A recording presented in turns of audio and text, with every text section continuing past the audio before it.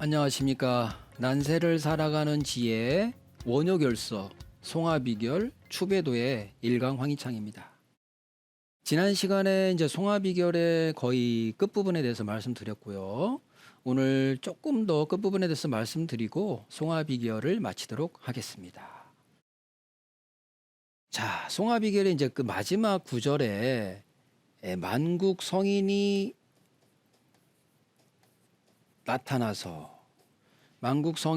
나타나서 근데 이 만국 성인은 서민들을 대변하는 자다 이렇게 나와 있죠. 서민들을 대변하는 자다. 그죠? 서민들을 대변하는 우두머리다 이렇게 나와 있죠. 그 자가 바로 만국 성인이다 이렇게 되어 있는데, 이 만국 성인이 나와서 좌우 정립하고 무너진 자와 오가 서로 어그러진, 질서가 없는, 도가 없어진, 자기 자리를 잡지 못하는 난세, 아버지가 아버지 같지를 못하고 나라가 나라답지를 못하고 정치는 정치답지 못하고 백성은 백성들끼리도 서로 그렇지 못하는 이런 난세, 각자의 위치에 잘 자리 잡지 못하고 있는 이런 난세를 정립해 버린다. 바르게 정립해 버린다. 그죠? 이거는 소서에 이르기를, 제가 소서 강의해 드렸죠. 소서에 이르기를 소서 원시편에 보면은 그런 구절이 나옵니다. 때가 오면 잘 갈고 닦다가 때가 오면 시지이, 때가 왔을 때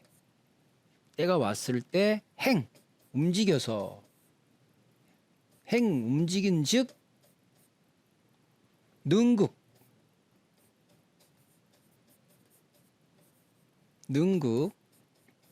이루라는 거예요. 뭐를 이루냐? 인신지위를 이루어라.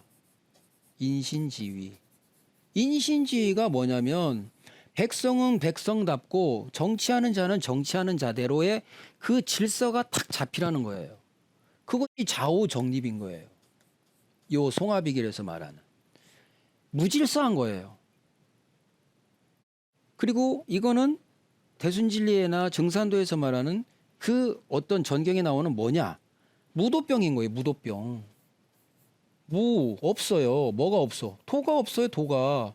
그 병에 다 중증 장애자가 돼 있는 겁니다. 지금 다 무도병에 걸려 있는 거예요. 다 병자들인 거예요. 지금 어디에? 물질, 권력, 돈, 영토. 돈이죠. 돈, 자기 영토, 자기 그 욕심에 다 젖은 물질 만능주의, 이런 병자들인 거예요. 도를 모르는 거예요. 도를. 천도를 알아요. 지도를 알아요. 인도를 알아요. 지금. 이러니까 그런 것을, 무도병에 걸린 거를 때가 왔을 때 움직여서 능히 인신지위, 이 질서를 잡으라는 거거든요. 인신지위를 잡으라는 거예요. 각자 위치를 탁탁탁 잡으라는 겁니다. 그런 것이 이제 송화비결에 나오는데, 그래갖고 이제 삼도가 순행하고 단군은 옥토가 되고 사신호의를 해서 세세창성이 된다고 나오잖아요. 이 모습이 이제 이런 모습과 같은 거죠. 그래서 원효결서와 추배도와 송화비결에서 공통적으로 나오는 거를 이제 말씀드리는 건데, 오륙강성 염화 난세는 추배도에 나오는 이런 모습과 같은 거고, 그죠? 이런 모습들이죠. 이런 비자비조 잠자비하에서 서로 막 이렇게 상극을 하고 있는 모습이잖아요. 그죠? 예, 금과 목 간에 서로 막 이렇게 대립하고 있는 모습. 이런 모습이고, 이런 모습이죠. 오륙강성이 이 강대국들 간에 지금 끊임없는 모습들이잖아요.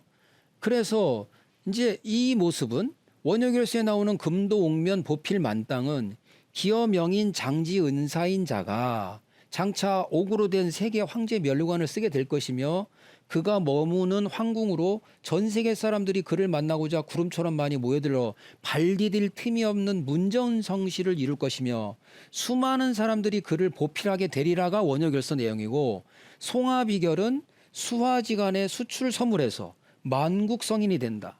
남북 간 또는 해자축부터 사움에 이르는 시기 사이에 지금의 정치판과 같은 양당 보수 진보 대립 또는 미중소 강대국 대립 간에 미중러 뭐 이런 강대국 간에 분열을 거듭하는 난세의 현실 속에서 모든 서민 대중들의 지지를 한 몸에 받는 우두머리가 그들을 대변하고 구제하니 만국의 성인이다. 이게 같은 말이라는 거죠. 송하비결이나 원효결서가. 근데 추배도는 어떻습니까? 이 자가 이 사이복 679 형제국이 돼가지고 미능 편창 태평가 어딜 가도 다 태평가를 부르네. 그죠?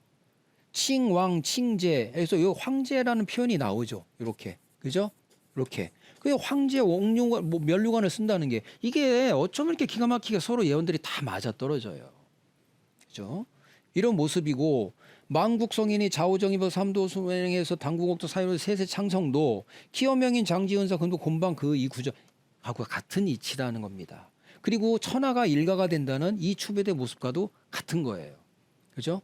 지금 우리나라의 역대 이제 그 정치 지금 대통령 이렇게 지나온 걸 한번 보시면 총에 맞아 돌아가신 분이 계시고 또 구속돼 가지고 1심에서 사형 2심에서 무기징역 되지를 않았나 또 뭐 이렇게 사망 또 하신 분이 계시지 또 구속됐었죠.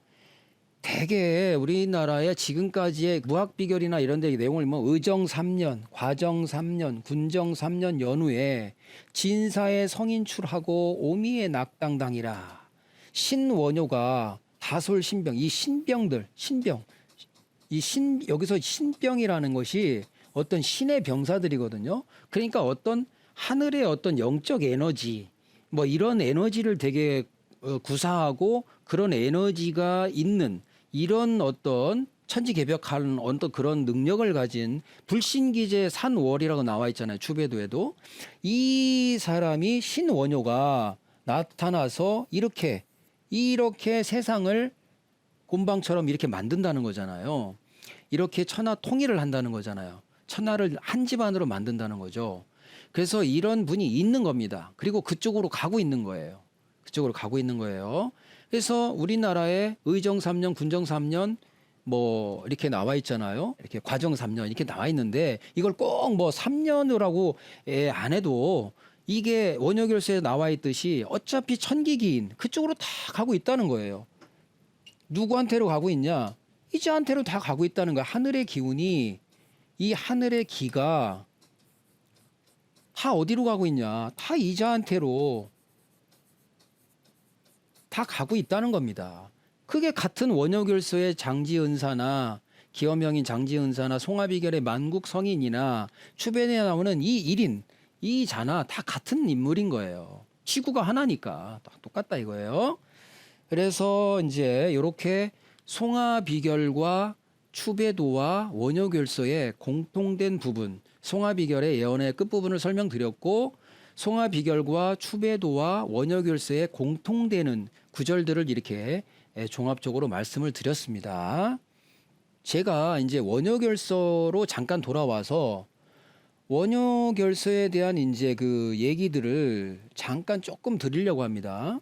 원효결서를 전반적으로 제가 이제 이렇게 쭉 설명을 드렸는데 이제 원효결서 내용을 조금 이제 그 단락단락 좀 구체적으로 잠깐 설명을 좀 드리고 여기가 이제 원효결서의 마지막이잖아요. 원효결서가 기어명인 장지은사가 이제 황제 면류관을 쓴다. 그 다음에 19정미 자미개원 19정미 19번째 정민년 때 1967년도에 원효결서가 문무대왕릉에서 나오게 되는 거죠.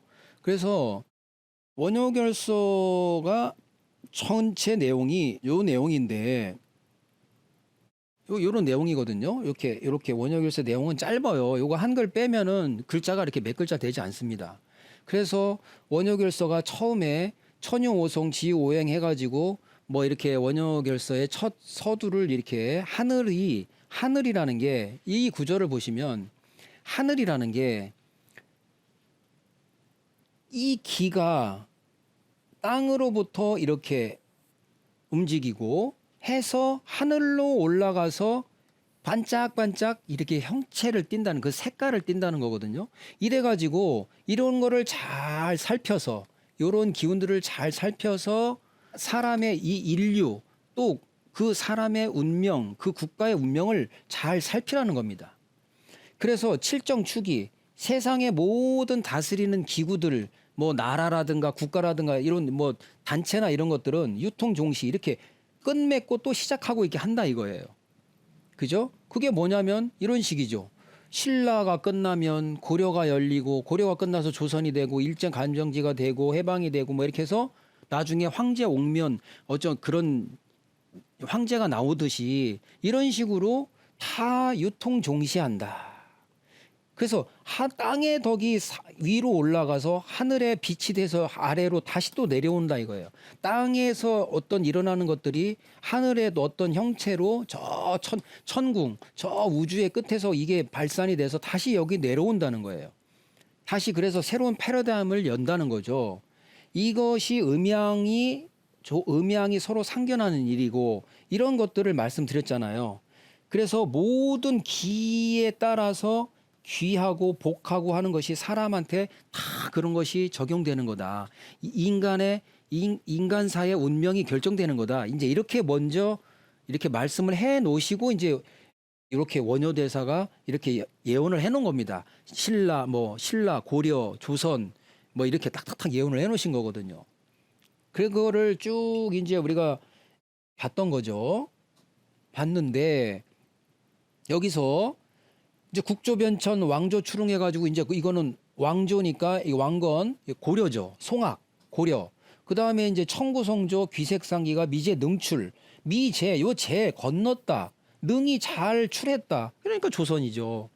고려가 끝나고 그 다음에 조선이죠. 그 다음에 이제 부재경술 돼가지고 한일 합방 되죠. 조선이 망하죠. 그 다음에 이제 3.1운동 얘기를 이렇게 표현해놨죠. 그 다음은 천시가 열려가지고 외가 망하는 징조로 들어가서 결국 의류 입추에 의류년에 1945년에 외적 자퇴가 되죠. 해방되죠. 해방되고 나서는 분토가 되죠. 중분되죠. 이렇게 나눠지죠. 나눠지고 난 다음에 38 중분된 다음에 이게 1945년도에 해방이 돼서 1948년도에 38 중분이 되죠. 이게 뭐냐면 남한은 남한대로 정부 수립하고 북한대로 정부 수립을 한 거예요. 여기는 9월 9일, 여기는 8월 15일, 1948년도에 이렇게 중분이 됐죠. 그러고 나서 뭐가 생깁니까? 그리고 나서는 1949년도에 자시도 열리고 자미도 열려가지고 하늘에서 해금을 내려줬대요. 그러니까 해금이 뭐냐 이겁니다. 해금이 이거 해석을 해야 돼요. 이거를. 예? 근데 이게 천극의 하늘 끝에 태을이라는 거예요. 남쪽 가야 산다. 그리고 남쪽에 가서 이 만국을 살릴 사람이 이쪽으로 간다는 뜻이잖아요. 그러고 난 다음에 1950년 되면서 6.25가 나는 거죠. 형제 상투. 그죠? 이렇게 중분됐다가 태극이 된 거예요. 이렇게 주거니 받거니. 그래서 지금의 모습을 이루고 있는 거죠. 근데 요번에 투표 또 보니까 이렇게 됐던데 거의 이렇게 됐는데 이게 태극이 이렇게 돼 있잖아요. 근데 또 영락없이 이렇게 됐더라고요. 동서로 투표도 요번에. 자, 하여튼 그래서 참 분열의 연속입니다, 지금. 그래서 아무튼 이렇게 돼 있는데 그래서 여기서 이제 해금이 뭐냐는 거예요. 그리고 자미개원, 자시개원이 뭐냐는 겁니다. 그리고 자미개원, 자시개원이 나온 게 몇 번 안 돼요. 그럼 과연 그게 무슨 의미가 있냐는 거예요. 이걸 우리가 알아봐야죠. 그죠?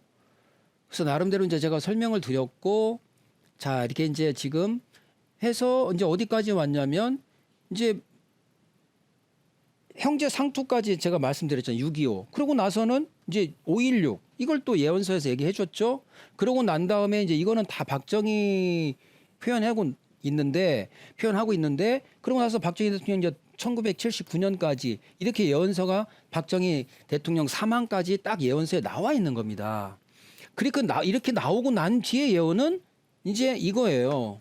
갑자기 이제 시어 동방 성제 인민 이렇게 나온단 말이에요.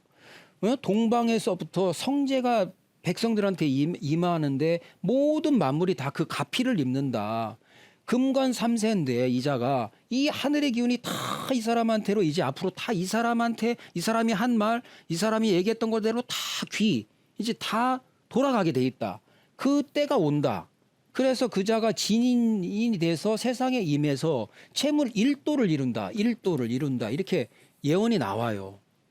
이게 이제 끝부분에 있는 구절인데 그러고 난 다음에는 19정미 1967년도에 내 이 원효 결서가 홍지대전, 세유세파 널리 알려질 것이다. 이렇게 이제 잠깐 얘기가 그러니 한가로운 돌이 아니다.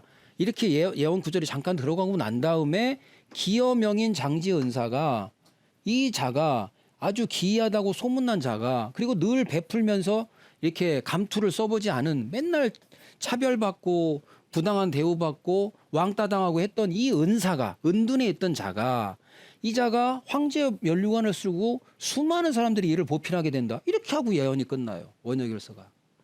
그러니까 해금이 뭐고 자미개원 자시개원은 무엇이며 이거를 한번 명확히 한번 짚어봐야 되겠다. 그래서 요거를 좀 말씀드리고자 합니다. 끝으로 일천방면 광음동류가 맨 마지막 구절인데 일천방면 광음동류가 송화비결에서 K 드라마, K 뮤비, K 팝, 코리아 모르는 전 세계 K 열풍이에요. 그런데 여기에서 기여명인 그 황제 면류관에서는 이 유명한 아주 전 세계를 통일할 그 추배도에 나오는 이 자가 등극이 되면 전 세계에 퍼지는 건 한순간이라는 거를 일천방면 광음동류라고 표현을 해놓은 겁니다. 원효결서는. 그래서 자 그렇다면 과연 자 기축지추 자미개원 자시개원 천사 해금에서 이 해금이 나오는데 해금인데 원효결서는 해도 금묘장이에요. 이렇게 표현이 돼 있어요. 그러면 해금이죠. 그러면 해금은 뭐냐는 거예요. 해금이 뭐냐는 거예요. 자, 해는 이제 제가 해설을 해본 겁니다. 뭐 여러분들하고 생각이 다 원효결서에 대한 내용이 해설이 차이가 있을 수 있죠. 그러니까 저는 그렇게 생각을 한다는 얘기죠. 자, 해는 바다요, 우주요, 은하수요, 금은 심판과 결실, 마무리, 정리를 의미하는 오성오행의 금기운이 되는 심판자를 의미하는 이 원효결서 뒷부분에 나오는 그 성제, 금관삼세, 또 진인, 장지은사, 기여명인, 장지은사, 금도옥면의 존재다는 거예요. 다 같은 사람이라는 거예요. 즉 다시 여기 써보면 해금은 이 해금은 시어동방 진인어세잖아요. 진인어세. 그러니까 시어동방 성제인민 하잖아요. 그럼 성제인민 거기서 말하는 성스런 황제가 백성한테 인민할 때 그 성제. 그 다음에 이자가 금관삼세다.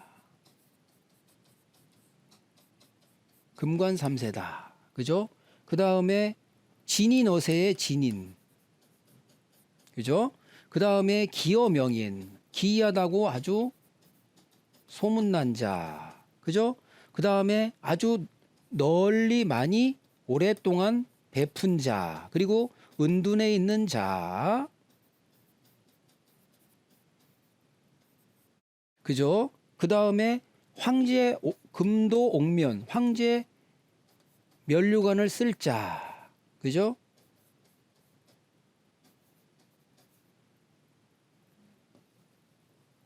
면류관을 쓸 자. 이 자가 다 같은 사람이라는 거예요. 이게 다 동일 인물이라는 거예요. 이게 원효결서에서 이렇게 표현을 하고 있는 겁니다. 자, 그래서 해금은 기매로 해석해 볼 수도 있겠다. 왜냐하면 원효결서에서는 무오기미 자미극희 무오기미년이 1979년이거든요. 그래서 자미에서 극희 이 박정희 대통령의 그 사망을 예언해 놓은 거예요.